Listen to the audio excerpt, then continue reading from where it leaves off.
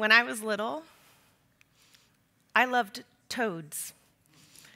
I loved looking for toads. This is me. After a rain, I always knew that around our house, where we lived in northern Indiana, I could find toads. We were an outdoorsy family. My dad loved taking us fishing at the coast. My mom is a big horsewoman and into any sort of animal rescue. I have biologists, educators, activists, family all around me. And so from my very beginning, I knew that my life ahead of me was going to be about doing something to protect the planet. And so when I went to college, I was ready, right? I was going to do something to protect the planet. And so when I first got to school, I was so excited to get selected to be a research assistant with Ann Summers. Ann Summers was a herpetologist at the university where I went. And if you don't know what a herpetologist is, it's someone who studies toads and also turtles and snakes. I did the first two. So this is a bog turtle. They're very little, they hide in mud, and they're very endangered. And with Anne, I put on waders and went out into mud, into the bogs, looking for the very elusive bog turtle. This is a picture of me on my 19th birthday, happy as I could be, kneeling in mud with a bog turtle. Unfortunately, it's also the last bog turtle that had ever been found in Forsyth County, North Carolina, again. And looking back at that, I see that I was really digging the roots of what it meant to make change in this world. With Anne, I got to travel all around. We worked on sea turtle projects in North Carolina. I went with her to Costa Rica, where we tagged green sea turtles at night and played with dogs on the beach during the day. And I knew that I was doing something to protect the planet. I was really dedicated to making sure that what was happening in this world would advance, that we would see a better planet because of this work. And through all of it, as every good 19-year-old who's in the environmental field probably does, I went to a good protest, and it got my blood boiling. I knew that I needed to do something even more. And when I came home, I said, Anne, it is not easy being green. And she said, I know that. And I was like, we have got to fight the man. We've got to fight more for this. And she asked me to stop a second and to ask myself, who has the power in this country? Who has the power in this country? She suggested that maybe it's the corporations and the bureaucracies that can really make things change. And I had to stop, because that's not about toads. That's not about turtles. And so fast forward 20 years. Now I run the Recycling Partnership. And in the 5-6 years that we've been around, we've gone from a one-woman show to more than 40 core staff. We have more than 50 major companies across this country who are contributing to build a better recycling system, because recycling seems so simple, and yet it is so challenging. It seems so universal, but the truth is only half of Americans can recycle at home as easily as they can throw something away. And those that do, maybe one of you, are only recycling half of what they can. And what we're missing out on are precious carbon resources. We're missing out on protecting waterways. We're missing out on preventing climate change. We're missing out on protecting natural resources. So we are out at the Recycling Partnership to overhaul this system, to build Recycling 2.0, because if you've ever stood in your kitchen holding that yogurt tub and thought to yourself, it's got the little arrows on it, what does that mean? Or if you were at a friend's house and you think, well, I can recycle this at my house, why does she have it in the trash can? Or if you have been paying attention to the news and you've seen pictures of what happens when plastics meet up with water and animals, you know that someone has to do something about this. So you may not know that yesterday was America Recycles Day. There is a day for everything.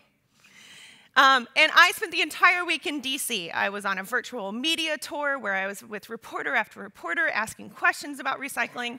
I was with some of the biggest companies on this planet who are truly driven to do something about recycling. And I was also with the EPA yesterday, the very heads of EPA who are asking themselves what is their job in fixing a broken US recycling system. They convened the biggest NGOs in the space. They convened the biggest companies in the space. And you know what the question they asked the panelists? This is me answering the question, who is going to do something about this? And I was really floored yesterday, sitting in this beautiful room, when people said, how do we get citizens to do more? How do we get citizens to recycle more? Yes, that's part of it. But then the next question was, how do we get communities to do more? You know what communities are doing? They are doing all they can. Do you know that for a community, probably yours, if they picked up your recyclables and they took it to the landfill, it would cost half as much right now as it does to recycle? There is a global shift going on around recycling, and at the same time that there is this massive passion about doing something with those turtles. Cities can't solve it. But so I get to the third C. If it's not citizens and it's not communities, they both have a role to play. What about companies? It seems so simple, recycling. But we put a price tag on what it would take to level up the US recycling system. You want to guess what it is? It's almost $10 billion. Do you have $10 billion? Does your town have $10 billion? Maybe we need to look instead to someone else. So here's what I've been wrangling, and I invite you to do this with me. Big companies do have big dollars. And when we get to points of how do we solve global challenges that seem too big for any of us, when we think about things like climate change, like water, like waste, we want to do a part. We should do a part. It is our job to do a part. But what if the people who created the problem can also fix it? What if the companies who create the problem can also fix it? I've been watching some protests recently, and one of the big themes that comes up over and over is make them pay. Have you seen that? Protesters and activists who are angry with companies for polluting our planet, make them pay. And what I ask myself is, pay what? To whom? How much? And for what end? And this really is a big mashup of this idea of us versus them. We want to make change, but we know we're not big enough to do it alone, so someone else has to do it. What if someone else is the collective us? There's a reason that companies are this big. We use their stuff. We buy their things. We may not like how it came about, but companies are big. But they are also masters at making things and selling things. You know what they are not masters of? Protecting the planet and reversing environmental damage. That's why I think we need nonprofits like ours that accept corporate dollars. To date, we've accepted more than $105 million, and we've turned those right around and put them back into communities all across this country. I think that that's what we need. We need nonprofits and action groups who both insist and assist in making change, who really hold accountable those who have the dollars. Global challenges. There are no global entities, are there? There's the UN. UN is doing great environmental work right now, but it's not everywhere. There is the World Bank. We also partner with them, also doing great work, but that is not everywhere. But companies are. So my Twitter feed has really been asking me about this. Like, how can you accept corporate dollars and put them to work?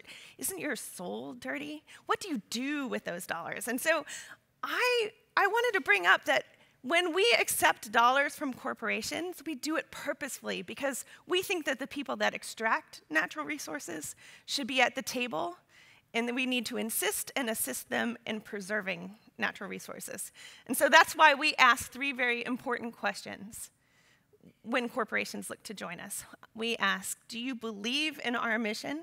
Because we are fiercely mission-driven. Are you willing to fund it? Because putting your name behind something without putting your dollars behind something is talking without walking. And then finally, will you play well with others? Competition for shelf space is a good thing. Competition for the planet never is. Cooperation is the name of the game.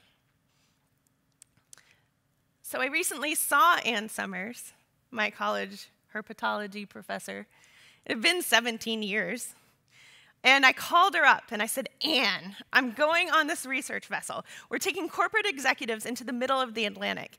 And we're going to put on wetsuits, we're going to put on snorkel gear, and 50 kilometers east of Bermuda, no land of sight, we're going to jump in the Sargasso Sea. And we're going to look and see if there's plastic. And we did. And Ann was game. She was right there. And I thought, how cool to bring this woman who has launched thousands of young students into the world, everyone asking, how are we going to do something about this? Who is going to do something about this? And put her across the table from some of the most major executives of major companies and see what we could get out of that. It was brilliant. It was so much fun. It was disastrously sad. You know what we found in the middle of the Atlantic? We found confetti-sized pieces of plastic.